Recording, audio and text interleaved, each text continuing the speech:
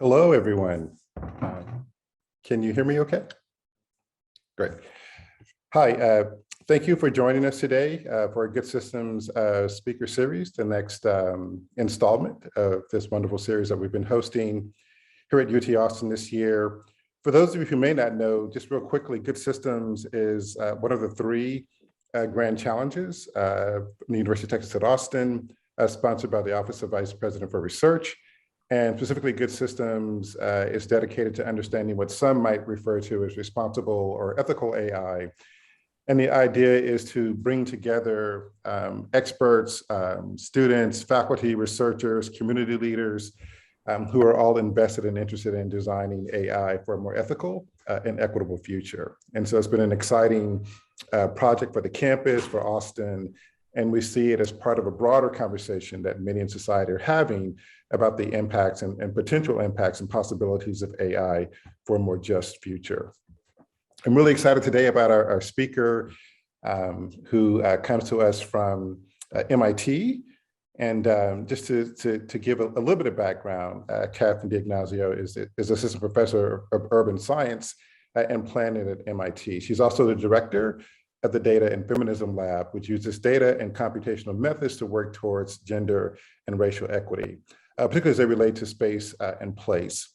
Some of you may be aware of her book, Data Feminism, and the ways in which that book thinks about data science and data ethics that is informed by ideas of intersectional feminism.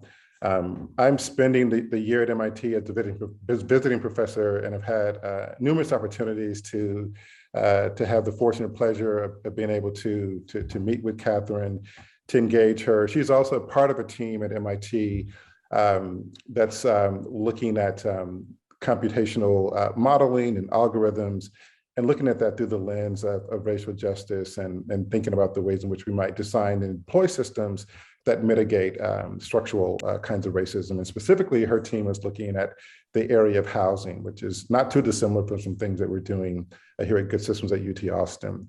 So again, that's just a brief introduction, much more to say about Catherine's wonderful work, which she's going to share with us. So Catherine, I will turn it over to you.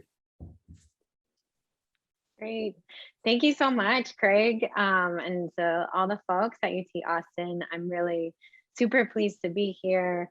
Also, it's been a huge pleasure to work with you, Craig, and I think really enriching for all the work that we're doing on that particular project, and I think more broadly for the Institute for Data Systems and Society at MIT. So let's see, without further ado, let me share my screen. Do you all see this okay? Yes. Yeah. Fantastic.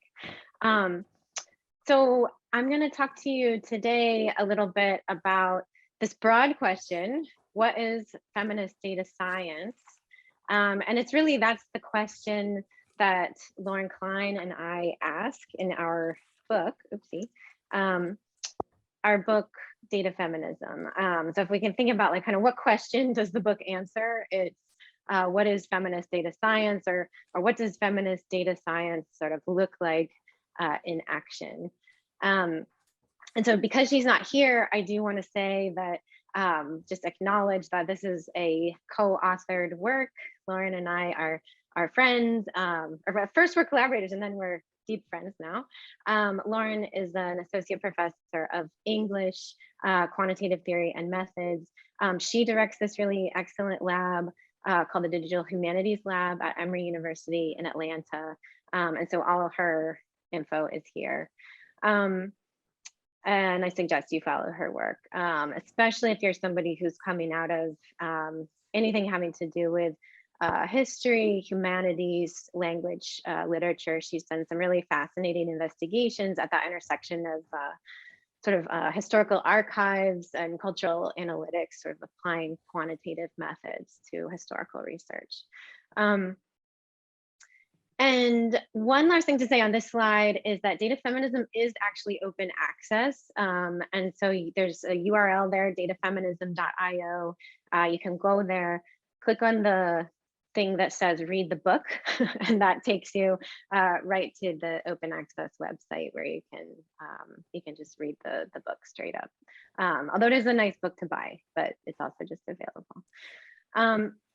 And so the roadmap for today, I want to tell you a little bit about data feminism, our motivation for writing the book in the first place, talk about some of the principles and the examples that we bring up in the book. And then I'm going to talk a little bit about some of my own work, which is sort of more applied, and it's also the subject of my next book that I'm currently on leave writing right now, which is sort of how do we actually do data feminism in action in a very specific domain, which is around gender-related violence. And yeah, and I'm hoping we have plenty of time for questions and discussion. So without further ado, let me get started. So Lauren and I really see data feminism as part of a growing body of work. And it's work that's looking to hold corporate and government actors accountable for basically making sexist, racist, classist data products. So, you know, you all coming in with their lecture series and this broad research initiative, this is probably like not at all news to you. But the examples of these things are things like face detection systems that cannot see women of color, hiring algorithms that demote applicants that went to all women's schools, child abuse detection algorithms that punish poor parents, and more. And here at the bottom of this slide, you can see some of the projects that have worked on these specific issues. And this, a lot of this was work that actually was coming out as we were writing data feminism, and was really motivating for us to see what was, you know, this just a really growing discourse, a really exciting area at this intersection. You might call this like sort of critical data studies, but there's a really wide range of fields that are participating in this conversation. I think that's in particular very important. And so that's also why we need initiatives like the ones that you all are engaged in right now as well. And the thing is, right, that these examples keep on coming, these examples of harmful systems. And the fact that they kept coming, and in a sense, like they kept getting reported on in the popular press in much of the same way. So a lot of times the press was like, you know, like, oh my God, like the soap dispenser is racist, or like, oh my God, the resume system is demoting women.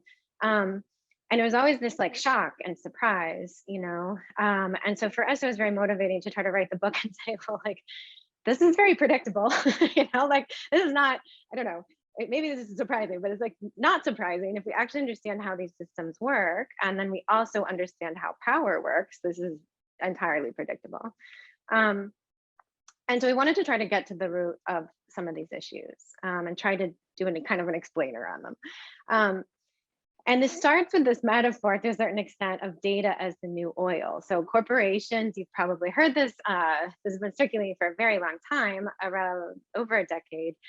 Corporations seeing data as the new oil, and they mean this in a good way, in the sense that data seems to be the sort of untapped natural resource that can lead to profit once it has been mined, processed, cleaned, refined, and so on. So like lots of extraction metaphors there. But on the other hand, we see this growing pushback from women, and particularly here, Black women and Indigenous women, as well as Indigenous people, immigrant communities, LGBTQ folks, and more, are experiencing this very same process as a process of data extraction. And so, you know, many of these works that are coming out are seeing, in a sense, the same thing, this idea that data, in fact, is not like the new oil, or maybe it is the new oil, because like oil also is sort of extractive, destructive, dispossessing. Its profits are unequally distributed. So in fact, maybe data is the new oil, right? Because in fact, what's happening with these new regimes of like data, AI, and so on, is that we're accelerating and exacerbating the same old structural inequalities that have existed for a very long time. And so for Lauren and myself, thinking about like what what do we have to offer this conversation? Because there's a lot of folks entering this conversation right now. What we felt like we could bring is some lessons from feminism. So feminist thinking and feminist action to say, well, like, what does feminism have to offer us today in this current moment when we're trying to think about both the harms of existing systems, but also how we might kind of do them differently. And so here at this point in the talk, we like to do like feminism 101. So we don't assume anyone has had any kind of women and gender studies classes. And so for us, feminism is three things. And so it starts with a belief. And so it's the belief in equal rights for all genders. And so if you believe that, then that is a feminist belief. Secondly, though, if you just start to look around you, you will see that that world where all genders are equal, that world has not been realized. And so it compels us to take action, to realize that belief. And that action is political, because that action is to change the world, to realize this world where all the genders are equal. And then finally, and sort of excitingly, feminism is an intellectual heritage, meaning we inherit decades, even centuries of thinking, theories, action, concepts, and these help us to understand and challenge unequal power as we face it in the present day. Okay, sorry, I'm managing two screens. Move my slides and my notes. And so this brings us to the idea of intersectional feminism. And so you may be familiar, I mean, hopefully you've heard of this word, the big word, intersectionality. And this is a word that comes to us from women of color feminists, and specifically Black feminists in the United States. And I should say, like, there's many variations on feminism. There's many kinds of feminism. Intersectional feminism is where our book is sort of grounded. And so that's where we're coming from. And we say intersectional feminism, the root of this is concern with questions of power. And so here we get concepts like the Combahee River Collective's formulation of interlocking systems of oppression, this idea that like things like racism and sexism cannot be disentangled from each other. Those are not kind of like separate things, they combine and have these combinatorial sort of effects. We also get ideas like Patricia Hill Collins' idea of the matrix of domination. And this gives us frameworks to structure critiques of power. And it helps to explain why certain groups experience oppression on the one hand or privilege on the other. And then the intersection in intersectionality, this is a spatial metaphor. It's fundamentally, when Kimberly Crenshaw created this term, it's a spatial metaphor. It's like literally you're sort of standing at this intersection. And in this case, the roads are these forces of oppression. When she was talking about it, she was talking about racism and sexism combining. And this comes from this view that it's really not possible to isolate forces of privilege, of oppression from others. So sexism, racism, classism, colonialism, and so on, they combine with each other in ways that are very hard to separate, and in ways that their effects are compounded.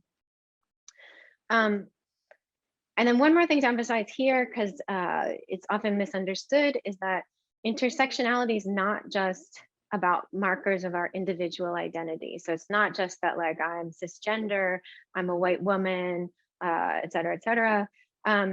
It actually describes the structural forces of power. So the racism or cissexism, these forces of power and their intersections that produce the effects that I do experience individually when I'm sort of at those intersections.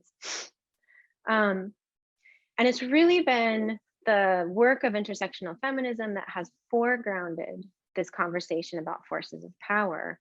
And so when we draw from intersectional feminism, this has really profound effects for what we think of as feminism, right? Because what it takes us to, leads us to know is that it's not only about women. Often we think, oh, feminism, that's only about women, or it's only for women, or it's only by women. No, it's not only about women. And it's not even only about gender. It's actually about power. It's about analyzing and challenging power, looking at who has it and who does not. And so that's the fundamental sort of framework for our book, is this idea that that data is power. We see this in so many ways right now, but I'll just say one really obvious way is that, like, who's making the most money right now?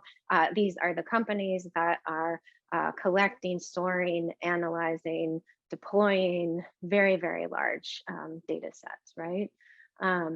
And so then this idea that intersectional feminism, when it's applied to data science, can help to challenge and change that power.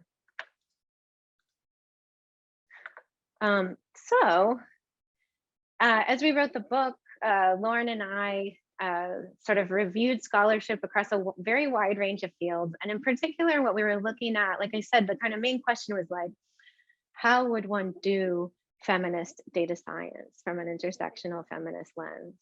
And so we looked at various kinds of applied fields who've tried to mobilize feminist theory into sort of action or into practice. So that included sort of feminist legal scholarship, digital humanities, feminist GIS and feminist cartography, feminist human-computer interaction, and so on and so forth.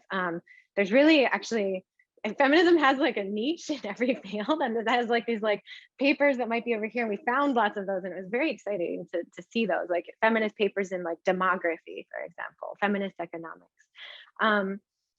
And so using those, we came up with these 7 principles that for us encapsulate the most important aspects of feminism as they relate to data.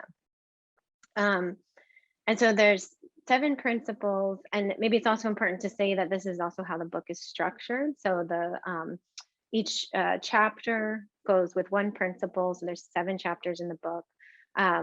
What we try to do in each chapter is really assume no prior knowledge of either feminism or data science. And so we try to say, well, here's some of the feminist thinkers that have led us to formulate this principle of examine power, for example. And then here are some examples of data scientists or other folks working with data in the world who are actually sort of embodying this principle. They're using data to do that principle. And the goal here for us was to operationalize feminism for data science. So to provide models that might guide the work of people who are already working with data, who may want to work with data, or even people who want to refuse to work with data. I mean, there's a lot of interesting sort of refusals happening right now, and I think that's something important and interesting to be thinking about. So there's not time to go through all of these principles in today's talk. Maybe I'll just draw your attention to the first 2 principles, examine power and challenge power. You might connect those back to what I was saying, where intersectional feminism is about power, right? This is this critique of power, and then this engagement with thinking about how do we reorder power. This is at the heart of the feminist project. And so we've been asked rather often, I would say, of like, why is this feminist, or like, why are you calling it feminism? And I think this is, and we've been asked, why isn't this just good data science, right? And it's a fine question, but the answer is that at least what passes for good data science right now in the mainstream does not include an analysis of power, and definitely not an intersectional feminist analysis of power. So until it does, we're going to call this feminist data science, and then maybe it'll move into the mainstream, and we'll see about that. But that's really what's at the heart of the feminist project. It is this examination and challenging of power. Okay, so from here, I'm going to show you a couple of examples that come out of these chapters as a way of illustrating these principles in action. So, there you go. So we talk about projects like Mimi Onuoha's Library of Missing Data Sets. And so missing data sets is a term that was coined by Onuoha. And this describes data sets that, a reasonable person might expect them to exist because they address issues of pressing social need. But for various reasons, they don't actually exist in real life. And so it's a list that she keeps of the data that are missing. And so these are data sets like trans people killed or injured in instances of hate crime, people excluded from public housing because of criminal records, or for a very long time, especially at the beginning of COVID, gender and race breakdown of the total number of people with COVID in the United States. And so she exhibits this just as a list, like you can go to GitHub, she keeps the list on GitHub. But she's also an artist. And so she realizes this as an art project. And that's the filing cabinet that you see there on the left, where you go and you can actually, in the gallery, you can open up the drawer. And each of the files in the filing cabinet has been labeled with the data that are missing. And so when you then reach in and you can actually take one out and open up the folder, but of course, there's nothing in the folder because the data are missing. There are no records there. And she writes really eloquently about the reason that they're empty. And it's because of this profound imbalance of power with respect to data collection in the world today. So data take resources. This imbalance of powers determines what data are collected, what are not, which research is conducted, which is not. Governments have this power, moneyed institutions have this power. Too often minoritized groups do not have this power. So this is why a feminist approach to data science begins with this analysis of power, because far too often, the data sets that we can access and in turn the questions that they prompt, these have already been affected by this imbalance of power in the world. So, a lot of times these days we're talking about like, debiasing algorithms or making more representative data sets and so on and so forth. But there are literally spaces that we don't even go, people about whom we do not collect data. And in turn, we cannot do sort of anything in that particular area. So Onuoha is drawing our attention to what happens prior to all of that, really much further sort of upstream.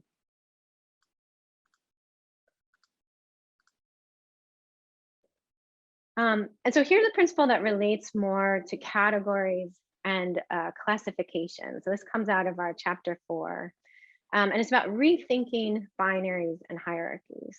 And so a major idea that comes from feminism relates to more sort of conceptual structures of power, and more specifically to binary structures of power. So many feminists have in fact made the argument that gender itself is a technology of classification. It is something that sorts us into buckets and expects us to behave in certain ways based on our sorting into those buckets. And if you are a person with a gender, you probably know what I'm talking about, because people have expected certain things out of you because of your gender, and you may or may not have been willing or able or desiring to do those things, right?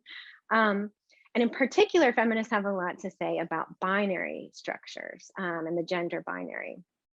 And so feminist theory has helped to show how binary distinctions like male, female, man, woman, in fact, are empirically incorrect and harmful for two reasons. So first of all, there's this like inherited idea that there are two genders, men and women, right? So first of all, they're not on an equal playing field. It's actually a hierarchy, right? So it's actually men are here and women are here. But second of all, there aren't two genders. Like if we're saying there's two genders, that's actually an empirically false statement. And so, this is something that this is kind of a critique that feminists have taken and said, well, if this is how gender is like not working for us, these kind of binary classifications of gender, then we need to use this to critique other kind of hard binary distinctions that we encounter in the world. So for example, things like nature and culture. subject and object. Or the example that comes next talks about this false binary and this unequal hierarchy between reason and emotion. And so this relates more to the principle elevate emotion and embodiment. So in an Anglo-Western context, we've been taught that reason is somehow better than emotion. And so we see this play out in data, and we see it play out in particular in data visualization. So best practices for data visualization often involved a clean design, a minimalist aesthetic, a kind of a just the facts kind of approach. But in this chapter, we interrogate, well, why? Why are these our best practices? Especially when research shows that we interpret these aesthetic choices just as emotionally. And so we tend to, so there's like work, even in the most minimal and neutral appearing visualizations, there's rhetorical work that those visualizations do that persuade us of their truthiness, right? And there's an emotional kind of flavor to them. It's affective work that's happening there. And so we say, what about the opposite? Like, what about visualizations that deliberately leverage emotion? And that's what this next example helps us to understand. So what you're looking at here are actually screenshots from an animated visualization. This is the number of gun-related deaths in the United States in 2018. Each of the people killed by a gun in that year is represented as a single arc, and the arcs get traced out on the screen. Again, it's animated, so they start slow, and then they get faster and faster and faster until they create this semicircular web that you see in the larger image. And it's overwhelming to watch. So each person's life is an arc here, and on the x-axis is a timeline of years. And so when their arc shifts from orange to gray is when their life was cut short by gun violence. And so this is sort of, it becomes overwhelming, it becomes unbearable. And that's sort of the point of this visualization. There's too many people being killed by guns in the United States. It's an epidemic. And so methodologically, this is no less sound than any kind of research study. The data come from a national crime data set. They actually project how many years each person would have lived, and they use a standard statistical model to do that. But this visualization was viewed by suspicion when it first came out from the visualization community because it made us feel.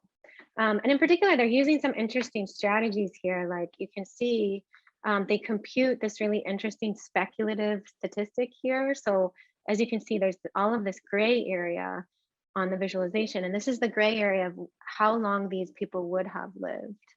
So it's a kind of a speculative computation here, and then a speculative statistic of how many years were stolen. So there's this like rhetorical, definitely emotional framing of how many years were stolen from families, from the people themselves, from their communities. And so folks viewed this with suspicion, but a feminist approach here would say that this is not a problem at all, that it made us feel things. And in fact, it's a more compelling, memorable visualization because it blends reason with emotion. And in fact, it might be a more ethical visualization because, in contrast to the one, in contrast to like a standard bar chart, something like this, it's actually representing human lives, is trying to get closer to that feeling of what does it mean to actually lose human life, either individually or in quantity, right? You could say there's something quite dehumanizing about putting human lives as like ticks or bar charts or dots or something like this. So in this chapter, we think about, well, like, what does it mean to sort of, how can we rebalance reason and emotion? It doesn't mean like kick out reason, we don't care about the truth or something like that.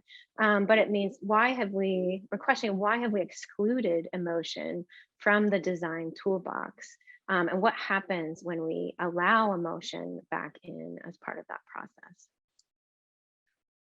Okay, let me just do a time check here. Okay, I'm going to speed up because I want to tell you at least just a little bit about the project that I'm working on. But first, this project is another one that we talk about in data feminism. And this actually relates to the principle of challenging power. And it also relates to Mimi Onuoha's Missing Datasets project.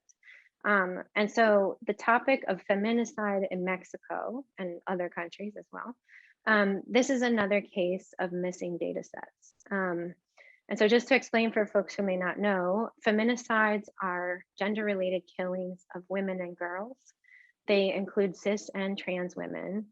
They are legally defined as crimes in actually every Latin American country because there's been a huge public push around this in Latin America, including in Mexico. However, the state does not systematically collect and release data about feminicide, even though they have a law about it. So this is the subject of emerging public anger in Latin America. And if you want to learn more about this, you can check out the hashtag Ni Una Menos, because of the way in which the state neglects to fully implement its own laws and provisions. And so in the book, we tell the story of Maria Salguero, who she is basically an independent person in Mexico and resolved to head straight towards the problem and collect the missing data herself. And so she has been collecting data since more than 5 years. And she has now compiled the largest archive of feminicide in the Mexican context.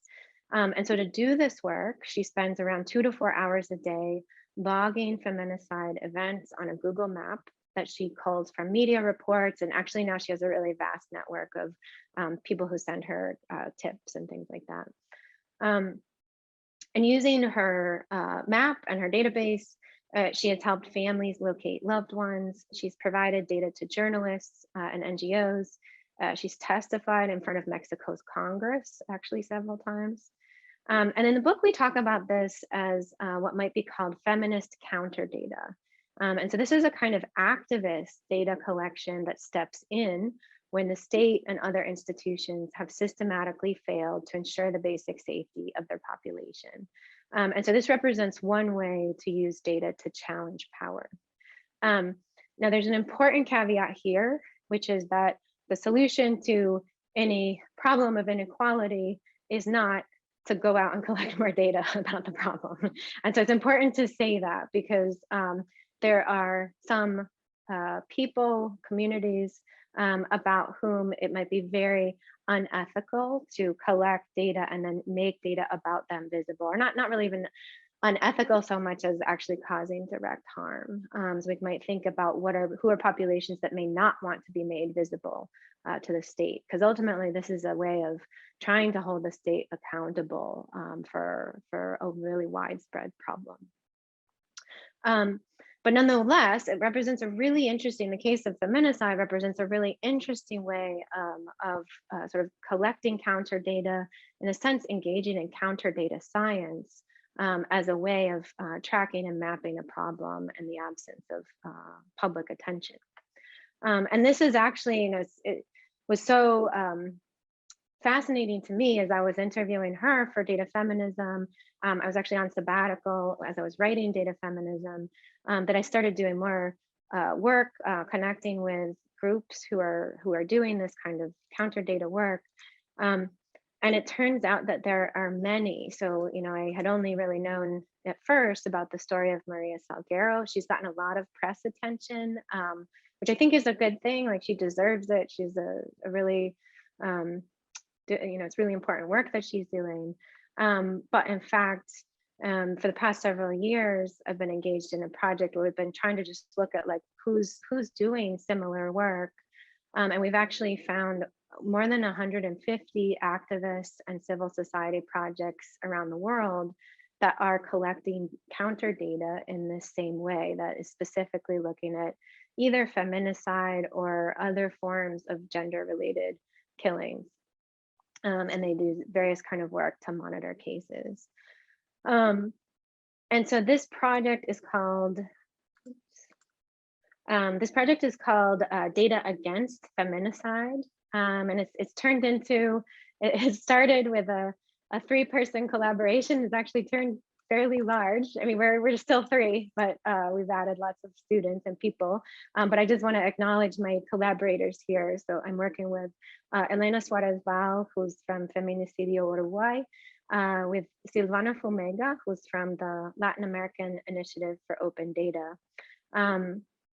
And they have both been working on the problem of feminicide independently for years, some cases over a decade, from different perspectives. So Elena represents a kind of more activist perspective. She, like Maria Salguero, collects counter data about the Uruguayan context. And then Silvana comes from a regional nonprofit, and they've been working with governments to try to standardize and try to do standardized feminicide data collection, and also kind of impel governments to do more data collection and disclose it.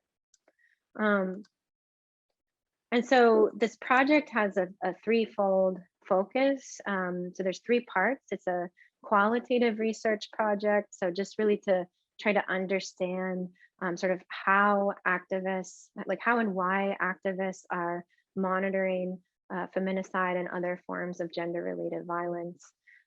It's also a participatory design project. So we're actually undertaking participatory design of technology and tools to support this work. One of the things that we found almost immediately is that groups are mapping and monitoring this violence using very similar methods. And they're similar to the methods that Maria Salguero also is using, namely they're monitoring from news media, and then often also from social media as well.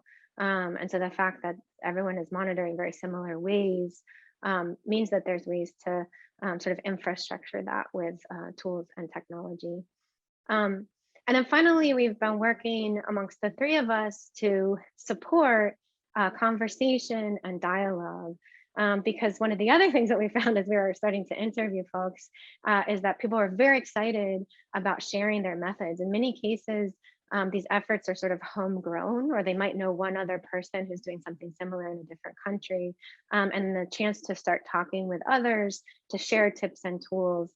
This has been really exciting for the people that we've been working with. So we're trying to, support a small, kind of one annual event or different kinds of workshops and things like that, but just try to support this as a community of practice. Let's see. Okay. Maybe I'll just tell you a quick little bit about the research to date. So we've interviewed 25 groups. We've mainly been focused in the Americas because this is so much of the momentum, at least currently around this issue, is coming from Latin America in particular.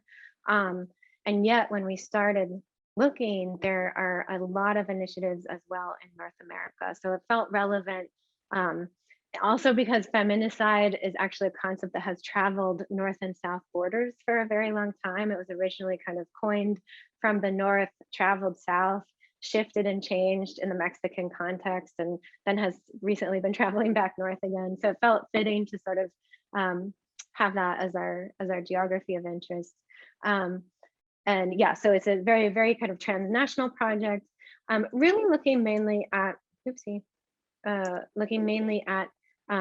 activist informatic practices, and then looking at how do we draw out design implications so that we can think about which ways that technology, interactive tools, potentially machine learning and AI, which is something we've been working on, can support and sustain these efforts to collect gender-related violence and feminicide data.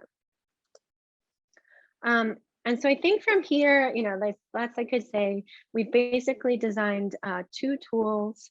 If you all want to ask me about them, I'm happy to talk about them further.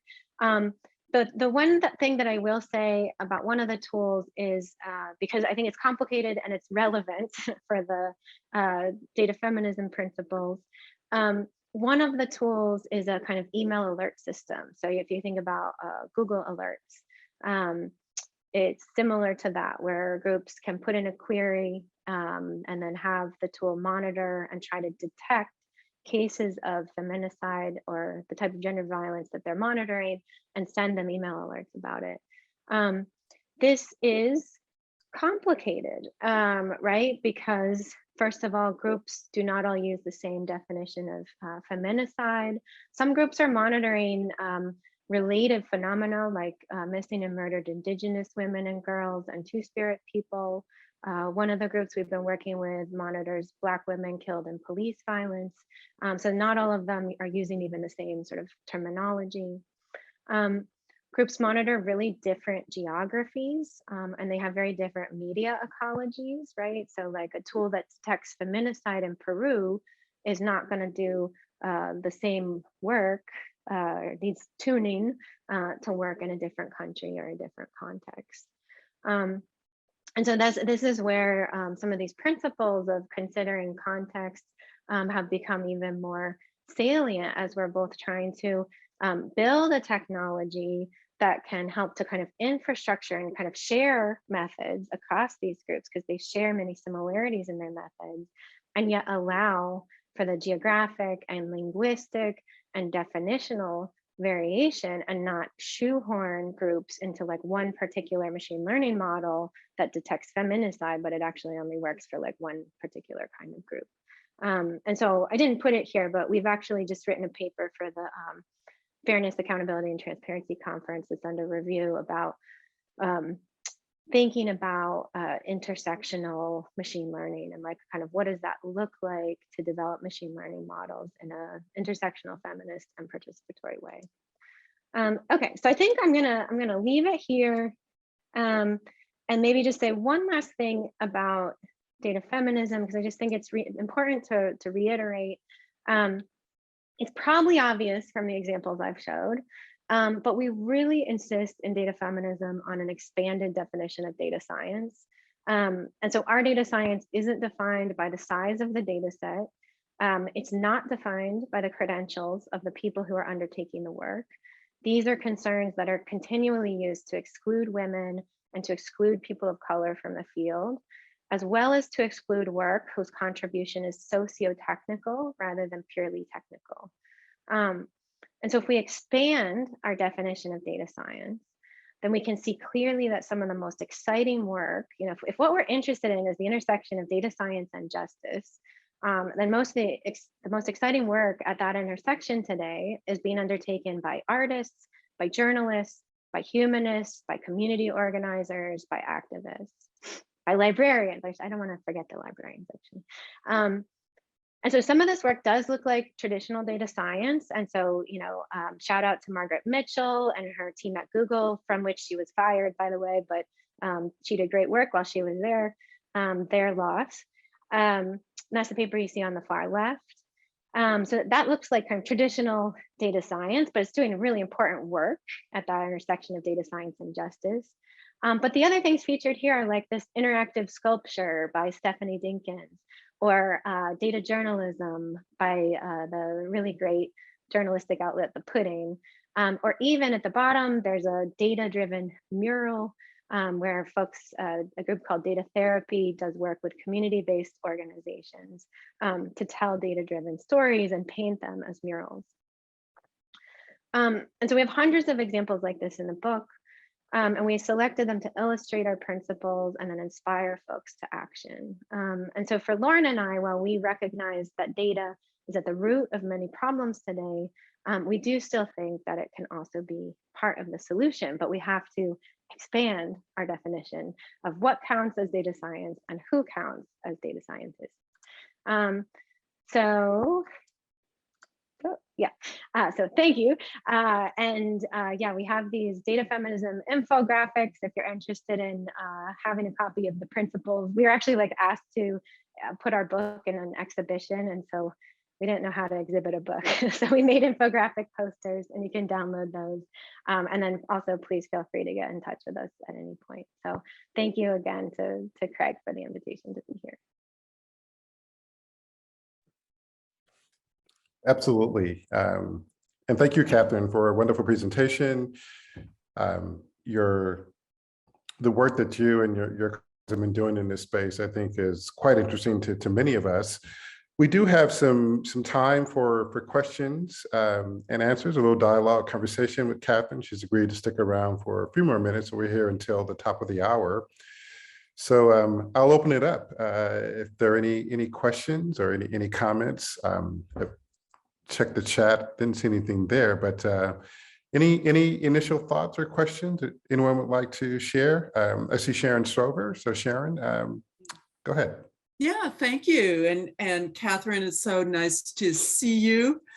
A lot of us are already using your book, and I think people are really excited about it. So thank you so much for all of that work.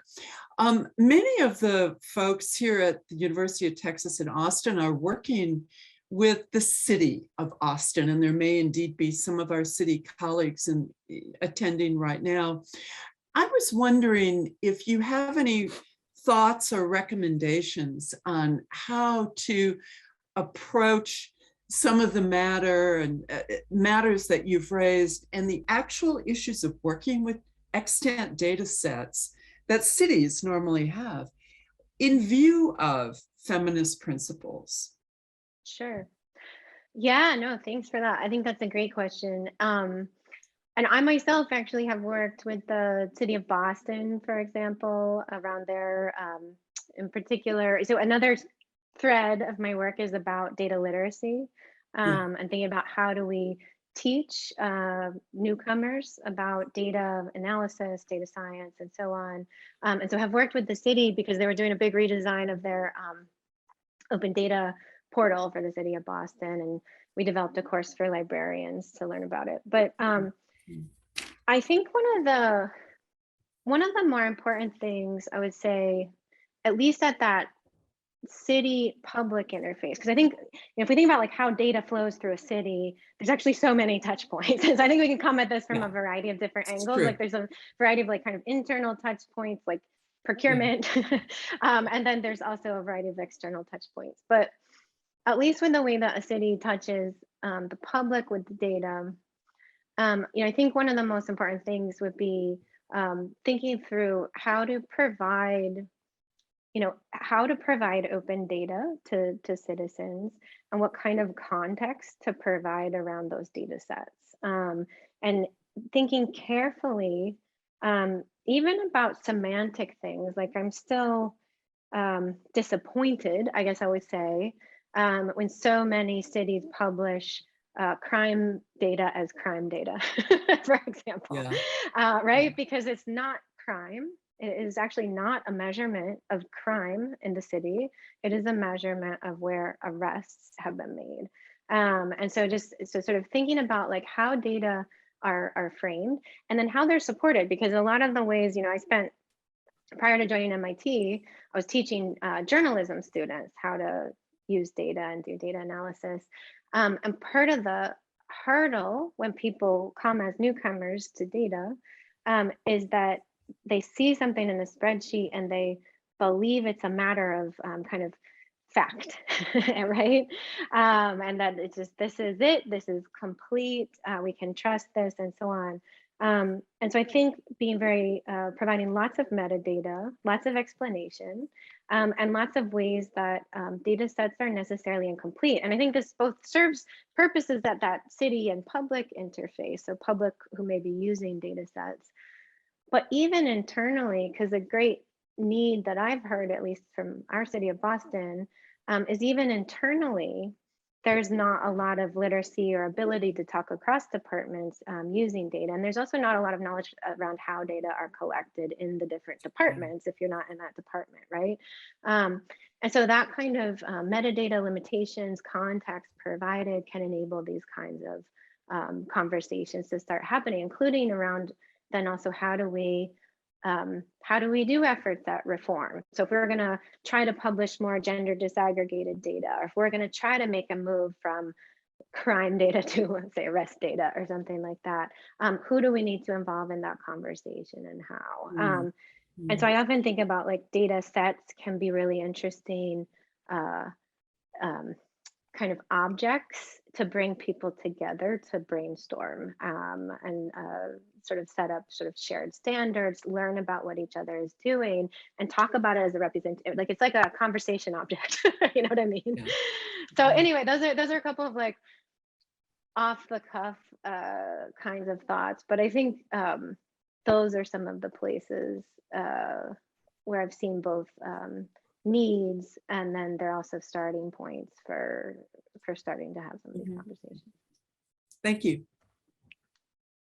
Chandra. Hi, Catherine. Really enjoyed your presentation.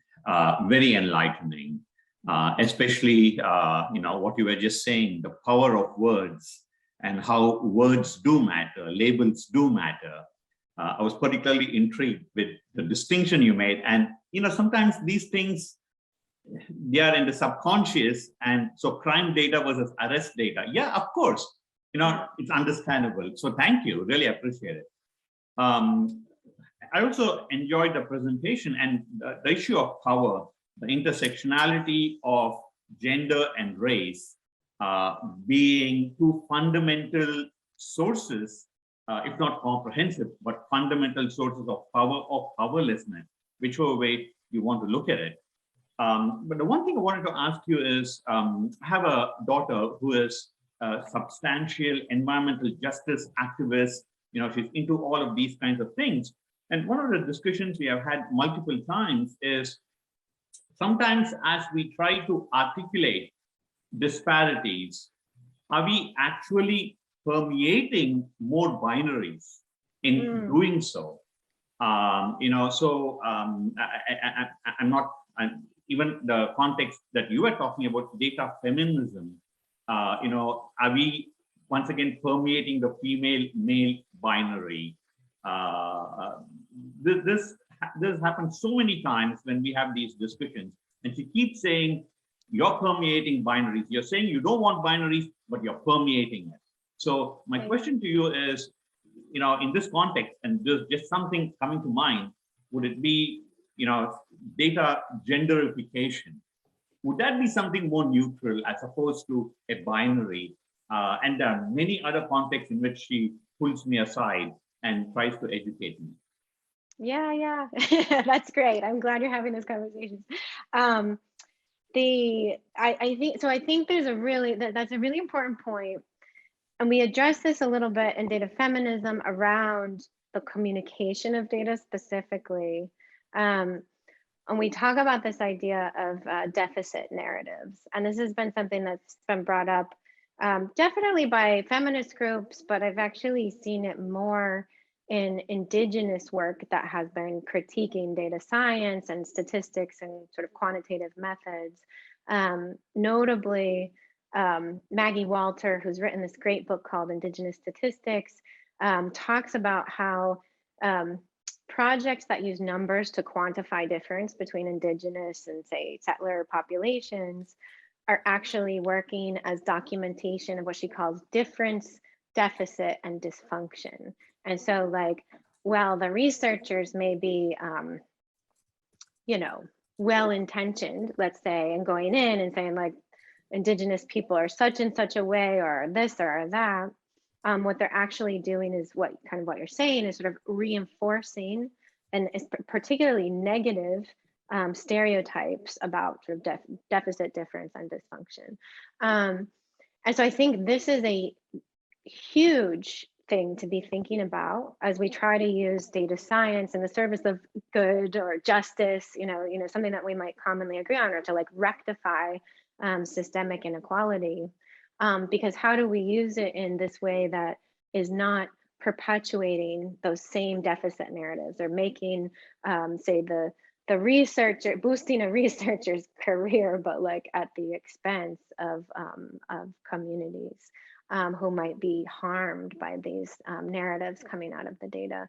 And so I think this is where, in data feminism, the recommendation is to be working with groups, not from an outsider researcher position, but in this process of more of a model of like participatory action research, and ensuring that when we do work with data, we are not only documenting negative things and negative harms and so on, but we're actually uplifting solutions to issues that come from communities themselves, that we're supporting community self-determination.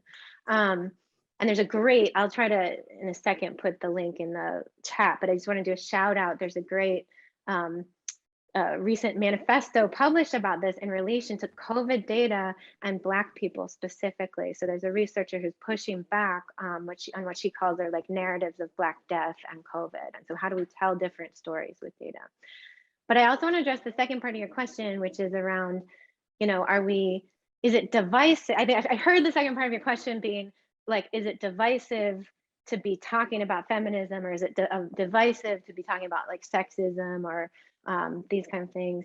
And in that case, I may, and I don't know if she would agree or not, but I may have to have a difference of opinion with your daughter, because I think one of the harms that we can do is to actually pretend away the fact that sexism or racism or these other forces don't exist. And I see that often in like, there's fields of activity. So for example, in human computer interaction, you know, there's fields that are like, they're like, okay, we're gonna talk about gender, but we won't talk about like sexism. You know, we won't actually talk about power. Let's talk about gender. And like, sometimes there's differences, and like, this is a little dangerous, because what happens here is this leads us to sort of like essentialist ideas of gender, like men are from Mars and women are from Venus, and, you know, I don't know, non-binary people, where are they? They're not there. And so I think it's a little dangerous when we slip into those, oh, we're not gonna talk about the power part. You know? So I think like we have to talk about the power, because the power is real, the power exists, and the power is the root cause of all of these disparities. We have to like talk about it, we have to name it, we can't pretend it away. It's present. So we have to bring it present and deal with all the difficulty that presents. It's pretty uncomfortable and terrible, but like we have to face it, you know.